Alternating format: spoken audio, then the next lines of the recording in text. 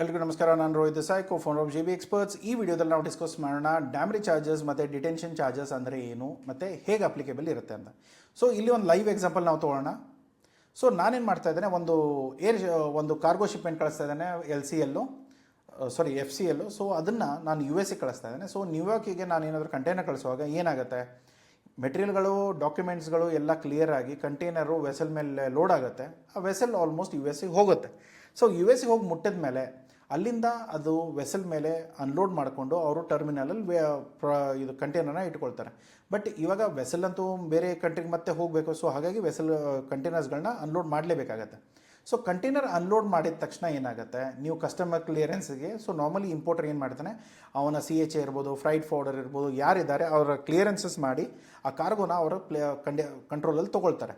But ಕೆಲವೊಂದು ಸರಿ ಏನಾಗ್ಬಿಡುತ್ತೆ, ಈ ಡಾಕ್ಯುಮೆಂಟೇಷನ್ ಕರೆಕ್ಟಾಗಿಲ್ಲ ಅಥವಾ ಏನೋ ಡೀಟೇಲ್ಸ್ಗಳು ಕರೆಕ್ಟಾಗಿಲ್ಲ ಅನ್ನೋದಕ್ಕೆ ಆ ಕಂಟೈನರ್ಗಳು ಡಿಲೇ ಆಗುತ್ತೆ. ಸೊ 99% ಏನಾಗುತ್ತೆ, ನಾರ್ಮಲಿ ಎಲ್ಲ ಡಾಕ್ಯುಮೆಂಟ್ಸ್ಗಳನ್ನ ನಾವು ಕರೆಕ್ಟಾಗಿ ಕಳಿಸ್ತೇವೆ. ಬಟ್ ಎಲ್ಲೋ ಸ್ವಲ್ಪ ವ್ಯತ್ಯಾಸ ಇರೋದ್ರಿಂದ ಕೂಡ ನಮಗೆ ಡಿಲೇ ಆಗೋ ಚಾನ್ಸಸ್ ಇರುತ್ತೆ. ಕೆಲವೊಂದು ಸಾರಿ ಈ ಕಸ್ಟಮ್ ಕ್ಲಿಯರೆನ್ಸಸ್ ಅವರು ಕೂಡ ನಮಗೆ ಇನ್ಸ್ಪೆಕ್ಷನ್ನು ಅದು ಇದು ಅಂತ ಹೇಳ್ಕೊಂಡು ಕಂಟೈನರ್ನ ವೇಟ್ ಮಾಡಿಸ್ತಾರೆ.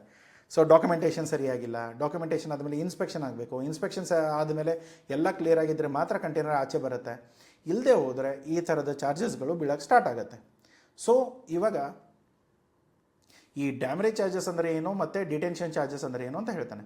ಸೊ ಡ್ಯಾಮರೇಜ್ ಚಾರ್ಜಸ್ ಅಂತಂದರೆ, ಇವಾಗ ಕಂಟೈನರ್ ಪೋರ್ಟ್ ಒಳಗಡೆ ಇದೆ, ನಾನು ಅದನ್ನು ಕ್ಲೇಮ್ ಮಾಡೋಕ್ಕೆ ಹೋಗಿಲ್ಲ, ಅಥವಾ ಇಂಪೋರ್ಟರ್ ಏರಿದ್ದಾರೆ, ನಾನು ಯಾರಿಗೆ US ಮಾರಿದ್ದೇನೆ ಅವ್ರು ಏನು ಮಾಡ್ತಾರೆ, ಪೋರ್ಟಿಗೆ ಬಂದು ಅದನ್ನು ಕ್ಲೇಮ್ ಮಾಡಿ ಅದನ್ನು ಬಿಲ್ ಆಫ್ ಎಂಟ್ರಿ ಫೈಲ್ ಮಾಡಿಕೊಂಡು ಅದ್ರ ಏನು ಇಂಪೋರ್ಟ್ ಡ್ಯೂಟಿ ಇದೆ ಅದನ್ನೆಲ್ಲ ಕೊಟ್ಟು ಆ ಕಂಟೈನರ್ನ ಬಿಡಿಸ್ಕೋಬೇಕಾಗತ್ತೆ. ಅದನ್ನು ಅವ್ರು ಮಾಡೇ ಇಲ್ಲ. ಸೊ ಹಾಗಾಗಿ ಆ ಕಂಟೈನರ್ ಅಲ್ಲೇ ಇದೆ, ಕ್ಲೇಮೇ ಮಾಡಿಲ್ಲ. ಸೊ ಕ್ಲೇಮ್ ಮಾಡಿದಾಗ ಏನಾಗ್ಬಿಡುತ್ತೆ, 7 ದಿನದಿಂದ 14 ದಿನದವರೆಗೂ ನಮಗೆ ಫ್ರೀ ಆಗಿರುತ್ತೆ. ಕೆಲವೊಂದು ಶಿಪ್ಪಿಂಗ್ ಲೈನ್ಗಳು ನಿಮ್ಗೆ 7 ದಿನ ಕೊಡ್ತಾರೆ, ಕೆಲವೊಂದು ಜನ 14 ದಿನ ಕೊಡ್ತಾರೆ. ಸೊ ನೀವು ಇಷ್ಟು ದಿನ ಆದರೂ ಕೂಡ ನೀವು ಆ ಪ್ರಾಡಕ್ಟ್ಗಳನ್ನ ಕ್ಲೇಮ್ ಮಾಡಲಿಲ್ಲ ಅಂತಂದರೆ ಏನಾಗುತ್ತೆ, ಈಗ ಅದರಲ್ಲಿ ಕಾರಣಗಳು ತುಂಬ ಇರ್ಬೋದು, ಅದ್ರ ಬಗ್ಗೆನೂ ಡಿಸ್ಕಸ್ ಮಾಡೋಣ. ಬಟ್ ಮೇಜರಾಗಿ ನಮಗೆ ಹೊರತಾ ಬೀಳೋದಲ್ಲಿ ಈ ಡಿಲೇ ಆಯಿತು, ಡಾಕ್ಯುಮೆಂಟೇಷನ್ ಕರೆಕ್ಟಾಗಿ ಮುಟ್ಟಿಲ್ಲ, ಅಥವಾ ಡಾಕ್ಯುಮೆಂಟೇಷನ್ ಏನಾದರೂ ಗಡಬಡಿ ಇತ್ತು ಅಂದರೆ ಆ ಕಂಟೈನರ್ನ ಬಿಡಿಸ್ಕೊಳ್ಳೋಕ್ಕಾಗಲ್ಲ. ಆವಾಗ ಫ್ರೀ ಡೇಸ್ ಮುಗೀತು ಅಂದರೆ ಆ ಮೀಟ್ರ್ ಚಾರ್ಜ್ ಆಗುತ್ತೆ. ಸೊ ಶಿಪ್ಪಿಂಗ್ ಲೈನ್ದವ್ರು ಏನು ಮಾಡ್ತಾರೆ, ಎಷ್ಟು ದಿನ ಡಿಲೇ ಆಗುತ್ತೆ ಅದರ ಚಾರ್ಜಸ್ಗಳನ್ನ ಚಾರ್ಜ್ ಮಾಡೋಕ್ಕೆ ಸ್ಟಾರ್ಟ್ ಮಾಡ್ತಾರೆ. ಸೊ ಅದರ ನೆಕ್ಸ್ಟ್ ಇರೋದು ಯಾವುದು, ಡಿಟೆನ್ಷನ್ ಚಾರ್ಜಸ್. ಇದು ಡ್ಯಾಮರೇಜ್ ಚಾರ್ಜಸ್ ಏನಿದೆ ಕಂಟೈನರ್ ಪೋರ್ಟ್ ಒಳಗಡೆ ಇದ್ದಾಗ, ಪೋರ್ಟ್ ಹೊರಗಡೆ ಬಂತು. ಡಿಟೆನ್ಷನ್ ಚಾರ್ಜಸ್ ಯಾವಾಗ ಅಪ್ಲಿಕೇಬಲ್ ಆಗುತ್ತೆ, ಇವಾಗ ನಾನೇನು ಮಾಡ್ತೇನೆ, ಈಗ ನಾನೊಬ್ಬ ಇಂಪೋರ್ಟರು, ನಾನು ಶ್ರೀಲಂಕಾದಿಂದ ಏನೋ ಮೆಟೀರಿಯಲ್ ತರಿಸ್ಕೊಂಡಿದ್ದೇನೆ, ಕಂಟೈನರು ಎಲ್ಲ ಡ್ಯೂಟಿ ಎಲ್ಲ ಪೇ ಮಾಡಿದೆ, ಕಂಟೈನರ್ ತೊಗೊಂಡು ಬಂದೆ ಆಚೆ. ಕಂಟೈನರ್ ತೊಗೊಂಡು ಬಂದು ನಾನು ನಮ್ಮ ಊರಿಗೆ ಹೋದೆ, ಅಲ್ಲಿ ಮೆಟೀರಿಯಲ್ ಅನ್ಲೋಡ್ ಮಾಡೋಕ್ಕೆ. ಆ ಕಂಟೈನರ್ನ ತಿರ್ಗಾ ಕಳಿಸ್ಲೇ ಇಲ್ಲ, ಆ ಕಂಟೈನರ್ನ ಹತ್ರ ಇಟ್ಕೊಂಡ್ಬಿಟ್ಟೆ. ಅವಾಗೇನಾಗುತ್ತೆ, ಸೊ ಆಟೋಮ್ಯಾಟಿಕ್ಲಿ ಅವಾಗ ಡಿಟೆನ್ಷನ್ ಚಾರ್ಜಸ್ ಸ್ಟಾರ್ಟ್ ಆಗುತ್ತೆ. ಸೊ ನೀವು ಕಂಟೈನರ್ ಇಟ್ಕೊಳ್ಳಿ, ಎಷ್ಟು ದಿನ ಇಟ್ಕೊಳ್ತೀರಾ ಅಷ್ಟರದ್ದು ಡಿಟೆನ್ಷನ್ ಚಾರ್ಜ್ ಮಾಡೋಕ್ಕೆ ಸ್ಟಾರ್ಟ್ ಮಾಡ್ತಾರೆ. ಸೊ ಅದರಲ್ಲೂ ಕೂಡ ಏನಾಗುತ್ತೆ, ಕೆಲವೊಂದು ಸಾರಿ ಇವಾಗ ಇದೆಲ್ಲ ಇಂಪೋರ್ಟ್ರಿಗೆ ಸಂಬಂಧಪಟ್ಟಿದ್ದು, ಇದನ್ನು ನಮಗೆ ಯಾಕೆ ಆ್ಯಸ್ ಎ ಎಕ್ಸ್ಪೋರ್ಟರ್ ನಾವು ಯಾಕೆ ಇದನ್ನು ನೋಡಬೇಕು ಅಂದರೆ, ಇವಾಗ ನೋಡಿ, ಶಿಪ್ಪಿಂಗ್ ಲೈನಲ್ಲಿ ಬುಕ್ ಮಾಡಿದವ್ರು ಯಾರು, ನಾವು. ನಿಮ್ಮ ಯಾವ ಇನ್ಕೋಟಮ್ ಇದೆ ಅದ್ರ ಮೇಲೆ ಇರುತ್ತೆ. ನಮ್ಮ ಇನ್ಕೋಟಮಲ್ಲಿ ನಾವೇನಾದರೂ ಬುಕ್ ಮಾಡಿದರೆ ಕಂಟೈನರು ಅಥವಾ ಫ್ರೇಟ್ ಚಾರ್ಜಸ್ಸು, ಇನ್ಶೂರೆನ್ಸು ಎಲ್ಲ ನಾನೇ ತೊಗೊಂಡಿದ್ರೆ ಅದರ ಜವಾಬ್ದಾರಿ ಕೂಡ ನನ್ನದೇ ಇರುತ್ತೆ. ಎಲ್ಲಿವರೆಗೂ, ಅಲ್ಲಿ ನನ್ನ importer bill of entry file ಮಾಡೋವರೆಗೂ. ಅವನೇನಾದ್ರು ಬಿಲ್ ಆಫ್ ಎಂಟ್ರಿ ಫೈಲ್ ಮಾಡಿಲ್ಲ ಅಂದರೆ ಈ ಕಂಟೈನರ್ ಎಲ್ಲ ನಂದೇನೆ, ಇನ್ನೂವರೆಗೂ ನಂದೇ ಇರುತ್ತೆ. ಯಾಕೆಂದರೆ ಅವ್ರಿಗೆ BL ಕಾಪಿ ಕೊಡಬೇಕು, ಅವಾಗ ಮಾತ್ರ ಅವ್ರು ಅದನ್ನು ಹೋಗಿ ಪ್ರೆಸೆಂಟ್ ಮಾಡಿ ಅದು ನಂದು ಅಂತ ಹೇಳಿ ಅವ್ರು ಕ್ಲೇಮ್ ತೊಗೊಳ್ತಾರೆ. ಸೊ ಈ ಚಾರ್ಜಸ್ ಎಷ್ಟಿರುತ್ತೆ, ತುಂಬ ಇರುತ್ತೆ. ಸೊ ಅದು ಡಿಪೆಂಡ್ ಆಗುತ್ತೆ ಯಾವ ದೇಶಕ್ಕೆ ಹೋಗ್ತಾ ಇದೆ ಏನು ಅಂತ. ಬಟ್ ಅಂದಾಜಲ್ಲಿ ಲಕ್ಷದ ಹತ್ರ ಹೋಗ್ಬಿಡುತ್ತೆ. ಕೆಲವೊಂದು ಸಾರಿ ಒಂದು 20 ದಿವಸದವರೆಗೂ ವೇಟ್ ಮಾಡಿಸ್ಬಿಟ್ರೆ ಲಕ್ಷದ ಮೇಲೆ ಹೋಗ್ಬಿಡುತ್ತೆ. ಅವಾಗ ಅದೆಲ್ಲೂ ಕೂಡ end of the day loss ತಾನೆ. ಇದರ್ ನಿಮಗಾದ್ರೂ ಲಾಸ್ ಆಗುತ್ತೆ, ಇಲ್ಲ ನಿಮ್ಮ ಇಂಪೋರ್ಟರ್ಗಾದ್ರೂ ಲಾಸ್ ಆಗುತ್ತೆ. ಸೊ 100% ಇಂಪೋರ್ಟರ್ ಪೇ ಮಾಡಬೇಕು. ಕೆಲವೊಂದು ಸರಿ ಏನಾಗ್ಬಿಡುತ್ತೆ, ಈ ಸಲ ನಮ್ದೇನಾದರೂ ತಪ್ಪಿತ್ತು ಅದರಲ್ಲಿ ಸ್ವಲ್ಪನೂ ಅಂದರೆ ಅವನು ಇಂಪೋರ್ಟರ್ ಅದೇ ಹೇಳ್ತಾನೆ, ನೀವು ಇದನ್ನು ದುಡ್ಡು ಕಟ್ಟಿ, ಯಾಕಂದರೆ ನಿಮ್ಮಿಂದ ತಪ್ಪಾಗಿರೋದು ನೀವೇ ಕ್ಲೀನ್ ಮಾಡ್ಕೊಳ್ಳಿ. ನಮ್ಮ ತಪ್ಪು ಹೇಗಾಗುತ್ತೆ ನಾನು ಹೇಳ್ತೇನೆ. ಸೊ ಇವಾಗ ನಾವೇನು ಮಾಡ್ತೇವೆ, ಡಾಕ್ಯುಮೆಂಟೇಷನ್ ಕರೆಕ್ಟಾಗಿ ಟೈಮಲ್ಲಿ ಡಿಸ್ಪ್ಯಾಚ್ ಮಾಡಲ್ಲ. ಇವಾಗ ನಮಗೆ BL ಇರ್ಬೋದು, ಡಾಕ್ಯುಮೆಂಟೇಷನಲ್ಲಿ ಏನೋ ಎರರ್ ಇರ್ಬೋದು, ಈ ಥರ ಅರ್ಧಮರ್ಧ ಡಾಕ್ಯುಮೆಂಟ್ಸ್ಗಳನ್ನ ನಾವು ಅಲ್ಲಿ ಏನಾದರೂ ಕಳಿಸಿದ್ರೆ ಅವನಿಗೇನಾಗ್ಬಿಡುತ್ತೆ, ಕೆಲವೊಂದು ಸರಿ ಇನ್ವಾಯ್ಸ್ ನಂಬರ್ ಚೇಂಜ್ ಆಗಿರುತ್ತೆ. ಸೊ ನಾವು ಇಲ್ಲಿಂದ ಕಳಿಸಿರೋ ಇನ್ವಾಯ್ಸ್ ಬೇರೆ, ಅಲ್ಲಿ ಕೊಟ್ಟಿರೋ ನಂಬರೇ ಬೇರೆ, ಅಥವಾ ಕೆಲವೊಂದು ಸರಿ ಏನಾದರೂ ಡಿಸ್ಕಮೆನ್ಸಿ ಇರುತ್ತೆ, ವಾಲ್ಯೂಮಲ್ಲೋ ಕ್ವಾಂಟಿಟಿಯಲ್ಲೋ ಕೆಲವೊಂದು ಕ್ಲಿಯರ್ ಆಗಿರಲ್ಲ. ಆ ಥರದ ವಿಷಯಗಳಲ್ಲಿ ಈ ಥರದ ತೊಂದರೆಗಳಾಗುತ್ತೆ. ಅದರಲ್ಲೂ ಕೂಡ ಡಾಕ್ಯುಮೆಂಟೇಷನು ಅಥವಾ ನಾವು ಕಳಿಸಿರೋ ಡಾಕ್ಯುಮೆಂಟೇಷನಲ್ಲೂ ಕೂಡ ಕೆಲವೊಂದು ಸರ್ಟಿಫಿಕೇಟ್ಗಳು ಮಿಸ್ ಆಗಿತ್ತು ಅಂತಂದರೆ ಅಲ್ಲಿಗೂ ಕತೆ ಮುಗಿಯಿತು. ಯಾಕೆಂದರೆ ಅಲ್ಲಿ ಏನಾಗುತ್ತೆ, ಅವ್ರು ಆ ಡಾಕ್ಯುಮೆಂಟ್ಗಳನ್ನ ಸಬ್ಮಿಟ್ ಮಾಡದೆ ಹೋದರೆ ಅವ್ರಿಗೆ ಕಂಟೈನರ್ ಸಿಗಲ್ಲ. ನೀವು ಅವ್ರ ಹತ್ರ ಡಾಕ್ಯುಮೆಂಟ್ ಚೆಕ್ ಮಾಡ್ತಾರೆ, ಆ ಡಾಕ್ಯುಮೆಂಟ್ಸ್ಗಳು ಬಂದಿರಲ್ಲ, ಆಮೇಲೆ ನಿಮಗೆ ಹೇಳ್ತಾರೆ. ಅವಾಗ ನೀವು ಓಡಾಡಿಕೊಂಡು ಆ ಡಾಕ್ಯುಮೆಂಟ್ ಎಲ್ಲಿದೆ ಅಂತ ಹುಡುಕ್ತಾ ಹೋಗ್ತೀರಾ. ಆವಾಗ ಆ ಡಾಕ್ಯುಮೆಂಟ್ಗಳು ಸ್ವಲ್ಪ ದಿನ ತಡವಾಗಿ ಸಿಕ್ತು ಅಂದರೆ 7ರಿಂದ 14 ದಿನದ ಗ್ಯಾಪಲ್ಲಿ ಹೋಯಿತು. ಕೆಲವೊಬ್ರು 7 ದಿನ ಕೊಡ್ತಾರೆ, ಕೆಲವೊಬ್ರು 14 ದಿನ ಕೊಡ್ತಾರೆ. ಈಗ 7 ದಿನ ಕೊಟ್ಟವರು 8 ದಿನ ಆಯಿತು, 9 ದಿನ ಆಯಿತು, ಇನ್ನೂ ಡಾಕ್ಯುಮೆಂಟ್ಸೇ ಸಿಕ್ತು ಅಂದರೂ ಕೂಡ ನಾವು ಡಿಸ್ಪ್ಯಾಚ್ ಮಾಡಿ ಮುಟ್ಸೋಕ್ಕೆ ಇನ್ನೂ 5 ದಿನ ತೊಗೊಳುತ್ತೆ. ಆವಾಗ ನಿಮಗೆ ಬೀಳೋ ಪೆಟ್ಟುಗಳು ಸರಿಯಾಗಿರುತ್ತೆ. ಸೊ ಅದಕ್ಕೆ ನೀವೇನು ಮಾಡಬೇಕು, ಇದನ್ನೆಲ್ಲ ಪ್ರಾಪರ್ಲಿ ಕ್ಯಾಲ್ಕುಲೇಟ್ ಮಾಡಿಕೊಂಡು ಒಂದು ಸ್ಟ್ರೀಮ್ ಲೈನ್ ಮಾಡಿಕೊಂಡು ಎಲ್ಲ ಡಾಕ್ಯುಮೆಂಟೇಷನ್ಗಳನ್ನ ಕರೆಕ್ಟಾಗಿ ಫ್ಲೋಯಲ್ಲಿ ಕಳಿಸ್ಬೇಕು. ಕೆಲವೊಂದು ಸರಿ ಏನಾಗುತ್ತೆ, ಟೈಮ್ ಸರಿ ಇಲ್ಲ ಅಂದಾಗ ಆನೆ ಮೇಲೆ ಕೂತ್ಕೊಂಡವನಿಗೂ ನಾಯಿ ಕಚ್ಚುತ್ತೆ. ಸೊ ಇಲ್ಲಿ ಏನಾಗುತ್ತೆ, ಇವಾಗ ಡಾಕ್ಯುಮೆಂಟ್ಸ್ ಲೇಟಾಗಿ ಬಂತು, ಹೋಗಿ ಕ್ಲೇಮ್ ಮಾಡೋಕ್ಕೆ ಹೋದ್ವಿ. ಆವಾಗ ಈ ಕಸ್ಟಮ್ ಅವರು ಇಷ್ಟು ತಡಾಗಿ ಬಂದಿದೆ, ಡಾಕ್ಯುಮೆಂಟ್ ಸರಿಯಾಗಿದೆಯೋ ಇಲ್ವೋ ಎಲ್ಲೋ ಚೆಕ್ ಮಾಡ್ತಾರೆ. ಮತ್ತು ಅದರಲ್ಲಿ ಇನ್ಸ್ಪೆಕ್ಷನ್ ಅಂತ ಏನಾದರೂ ಹಿಡ್ಕೊಂಡ್ರೆ ಅದರಲ್ಲೂ ಕೂಡ FDA, USDA ಈ ಥರದವರೆಲ್ಲರೂ ಅಲ್ಲಿ ನಿಮ್ಮ ಕಂಟೈನರ್ ಕತೆ ಮುಗೀತು. ಸೊ ಅವರ ಇನ್ಸ್ಪೆಕ್ಷನ್ ಆಗಿ ಕ್ಲಿಯರ್ ಔಟ್ ಆಗೋವರೆಗೂ ಅದೆಲ್ಲವೂ ಕೂಡ ನಿಮ್ಮ ಜವಾಬ್ದಾರಿನೇ ಇರುತ್ತೆ. ಸೊ ಅದು ಯಾವುದು ಕಸ್ಟಮ್ನವರಾಗಲಿ ಬೇರೆ ಯಾರೂ ಚಾರ್ಜಸ್ಗಳನ್ನ ಪೇ ಮಾಡಲ್ಲ. ಡಿಲೇ ಆಯಿತು, ಡ್ಯಾಮೇಜ್ ಚಾರ್ಜಸ್ ಆಯಿತು. ಸೊ ಕಸ್ಟಮರ್ ಬರುವಾಗ ಅದು ಡ್ಯಾಮೇಜ್ ಚಾರ್ಜಸ್ಸೇ ಇರುತ್ತೆ. ಅದರಲ್ಲೂ ಕೂಡ ಕೆಲವೊಂದು ಸಾರಿ ಏನಾಗುತ್ತೆ, ನಿಮ್ಮ ಕಂಟೈನರ್ಗಳನ್ನ ನೀವು ಕಳಿಸಿರೋದು ಬಾಯರಿಗೆ ಹೇಳಲೇ ಇಲ್ಲ ಅಂತಂದ್ರೂ ಕೂಡ ತೊಂದರೆ ಆಗುತ್ತೆ. ಸೊ ಬಾಯರ್ ಏನು ಹೇಳ್ತಾನೆ, ನೀವು ನನಗೆ ಹೇಳಿಲ್ಲ, ನಾನು ಹೇಗೆ ಕಂಟೈನರ್ ತೊಗೊಳ್ಳೋದು, ನನಗೆ ತೊಗೊಳಕ್ಕಾಗಲ್ಲ, ವೆಯ್ಟ್ ಮಾಡಿ, ಅಥವಾ ನೀವು ಕಂಟೈನರ್ ವಾಪಸ್ ತರಿಸ್ಕೊಳ್ಳಿ, ಏನೋ ಒಂದು ಡಿಸ್ಪ್ಯೂಟ್ ಬಂದುಬಿಡುತ್ತೆ. ಸೊ ಅವಾಗಲೂ ಕೂಡ ಈ ಚಾರ್ಜಸ್ಗಳನ್ನ ಆ್ಯಸ್ ಎ ಎಕ್ಸ್ಪೋರ್ಟರ್ ನೀವು ಬೇರ್ ಮಾಡಬೇಕಾಗತ್ತೆ. ಸೊ ಇದು ಕೂಡ ಒಳ್ಳೆ ತಲೆನೋವು. ಇದನ್ನು ನೆಕ್ಸ್ಟ್ ಇರೋದು ಇಂಪೋರ್ಟರ್ಸ್ ಫೈನಾನ್ಸಸ್. ಇಲ್ಲಿ ಏನಾಗಿಬಿಡುತ್ತೆ, ಕೆಲವೊಂದು ಸಾರಿ ಇಂಪೋರ್ಟ್ ಮಾಡುವಾಗ ನಾವು ಇಂಪೋರ್ಟ್ ಡ್ಯೂಟಿ ಕಟ್ಟಬೇಕಾಗತ್ತೆ. ಪೇಮೆಂಟ್ ಕೊಟ್ಬಿಡ್ತಾರೆ, ಪ್ರಾಡಕ್ಟ್ ಪೇಮೆಂಟ್ ಬಂದಿದೆ, ಬಟ್ ಇಂಪೋರ್ಟ್ ಡ್ಯೂಟಿ ದುಡ್ಡು ಅವ್ರ ಹತ್ರ ಇಲ್ಲ ಅಂದಾಗ ಆ ಕಂಟೈನರ್ಗಳು ಅವರಲ್ಲಿ ಅಲ್ಲೇ ವೆಯ್ಟ್ ಮಾಡಿಸ್ತಾರೆ. 7 ದಿನ ಮುಗಿದೋಯ್ತು, 8ನೇ ದಿನ, 9ನೇ ದಿನ, 10ನೇ ದಿನ ಬಂದ ಮೇಲೂ ಕೂಡ ಅವ್ರ ಹತ್ರ ದುಡ್ಡು ಅರೇಂಜ್ ಆಗಿಲ್ಲ ಅಂದರೆ ಅಟ್ಲೀಸ್ಟ್ ಅಲ್ಲಿ ವೇರ್ ಹೌಸ್ಗಳಿರುತ್ತೆ, ಅಲ್ಲಾದರೂ ವೇರ್ ಹೌಸಲ್ಲಿ ಖಾಲಿ ಮಾಡಿಸ್ಕೊಂಡು ವೇರ್ ಹೌಸಲ್ಲಿ ಇಟ್ಕೊಂಡ್ರೆ ನಾಳೆ ವೇರ್ ಹೌಸ್ ದುಡ್ಡು ಕಸ್ಟಮ್ ಡ್ಯೂಟಿ ಏನಿದೆ ಅದನ್ನು ಕೊಟ್ಕೊಂಡು ನೀವು ಮೆಟೀರಿಯಲ್ಗಳನ್ನ ಆಚೆ ತೊಗೋಬೋದು. ಇಲ್ಲ ಬರೀ ಕಂಟೈನರ್ಲ್ಲಿ ಹಾಕ್ಕೊಂಡ್ಬಿಟ್ಟು ನಾನು ಹಾಗೆ ಪಾರ್ಕ್ ಮಾಡಿಸಿಡ್ತೇನೆ ಅಂದ್ರೆ ಕೂಡ ಅದಕ್ಕೂ ಪೆನಾಲ್ಟಿ ಬೀಳುತ್ತೆ. ಆ ಚಾರ್ಜಸ್ಗಳು ಪೇ ಮಾಡೋಕ್ಕಾಗಲ್ಲ, ಆ ಕಂಟೈನರ್ ಹಾಗೆ ಬಿಡಬೇಕಾಗತ್ತೆ. ಅದು ಕೂಡ ಒಳ್ಳೆ ತಲೆನೋವು. ನೆಕ್ಸ್ಟ್ ಬರೋದು, ಇವಾಗ ನನ್ನ ನಡುವೆ ಮತ್ತು ಬಾಯರ್ ನಡುವೆ ಡಿಸ್ಪ್ಯೂಟ್ ಇದೆ. ಸೊ ಏನು, ನಾನು ಪೇಮೆಂಟ್ ಹೇಳಿದ್ದೇನೆ, ಅವ್ನು ಪೇಮೆಂಟ್ ಕೊಟ್ಟಿಲ್ಲ. ಅವನೇನು ಹೇಳಿದ, ನನಗೆ BL ಸಿಕ್ಕ ತಕ್ಷಣ ಪೇಮೆಂಟ್ ಕೊಡ್ತೇನೆ, ನೀವು BL ಫೋಟೋ ಕಳಿಸಿ ನಾನು ಪೇಮೆಂಟ್ ಕೊಡ್ತೇನೆ ಅಂತ ಹೇಳಿದೆ. ಬಟ್ ಇವಾಗ BL ಬಂದಿದೆ, ಎಲ್ಲ ಆಗಿದೆ, ನಾನು ಆಲ್ರೆಡಿ ಕಂಟೈನರ್ ಶಿಪ್ ಮಾಡಾಯಿತು, ಇನ್ನೂವರೆಗೂ ನನ್ನ ಪೇಮೆಂಟ್ ಬಂದಿಲ್ಲ.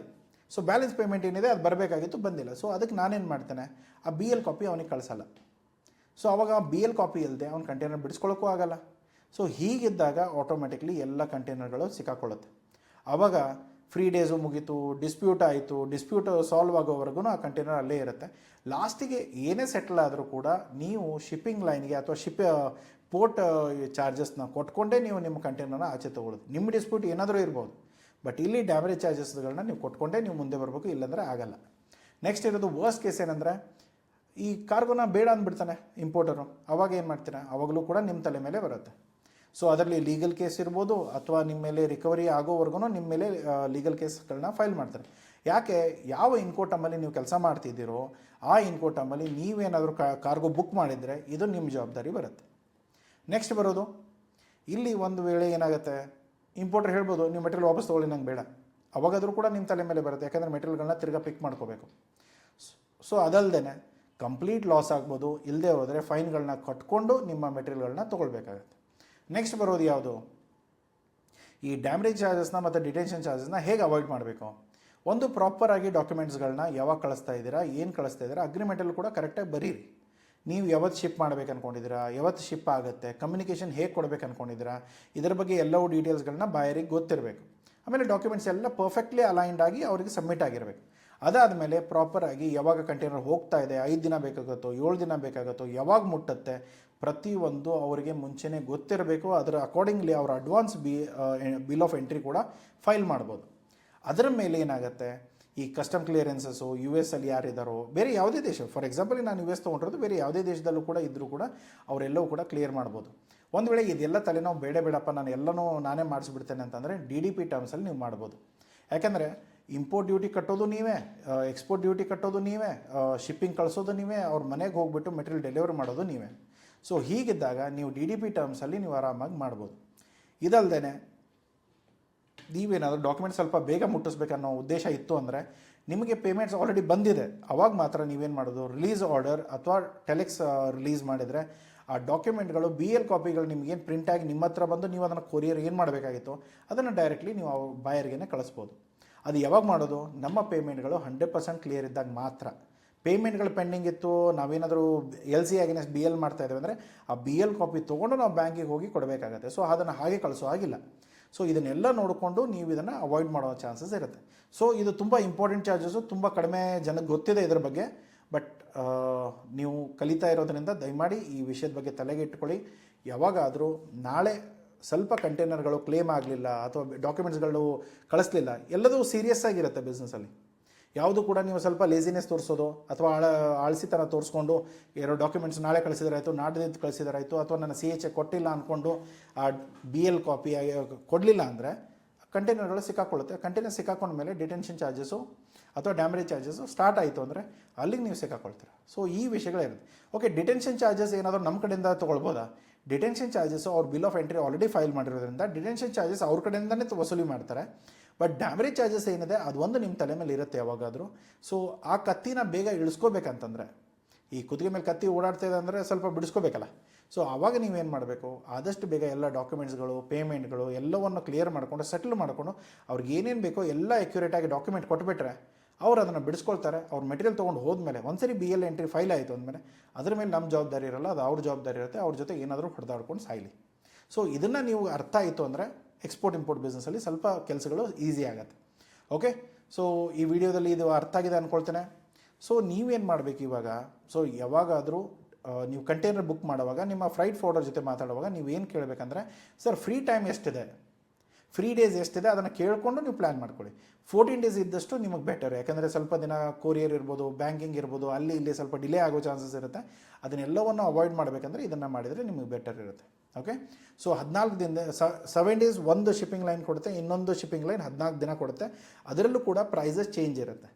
ಸೊ ಅದನ್ನು ನೋಡ್ಕೊಳ್ಳಿ ಯಾವ್ದು ಕಂಫರ್ಟೇಬಲ್ ಇದೆ. ಆದಷ್ಟು 14 ಡೇಸ್ ಇದ್ದರೆ ಬೆಟರು. ಅಥವಾ ನಿಮ್ಮ ಶಿಪ್ಪಿಂಗ್ ಲೈನು ಡಾಕ್ಯುಮೆಂಟ್ಸ್ ಎಲ್ಲ ಬೇಗ ಬೇಗ ಕೊಟ್ಬಿಡ್ತೀರಾ, ಏನು ತೊಂದರೆಗಳಾಗಲ್ಲ ಅಂದರೆ 7 ದಿನದ್ದು ಕೂಡ ಓಕೆ. ಯಾಕೆಂದರೆ ಎಲ್ಲೋ ಕೂಡ commercials end of the day. So ಅದನ್ನು ನೋಡಿಕೊಂಡು ನೀವು ಪ್ಲ್ಯಾನ್ ಮಾಡ್ಕೊಳ್ಳಿ. ಓಕೆ, ಸೊ ಈ ವಿಡಿಯೋ ಇಷ್ಟ ಆಗಿದ್ದರೆ, ನೀವು ನಾಲೆಜ್ ಸಿಕ್ಕಿದ್ರೆ ದಯಮಾಡಿ ಲೈಕ್ ಮಾಡಿ, ಸಬ್ಸ್ಕ್ರೈಬ್ ಮಾಡಿ. ಸಿಗೋಣ ಮುಂದಿನ ವಿಡಿಯೋದಲ್ಲಿ. Thank you so much for watching this. Take care, bye.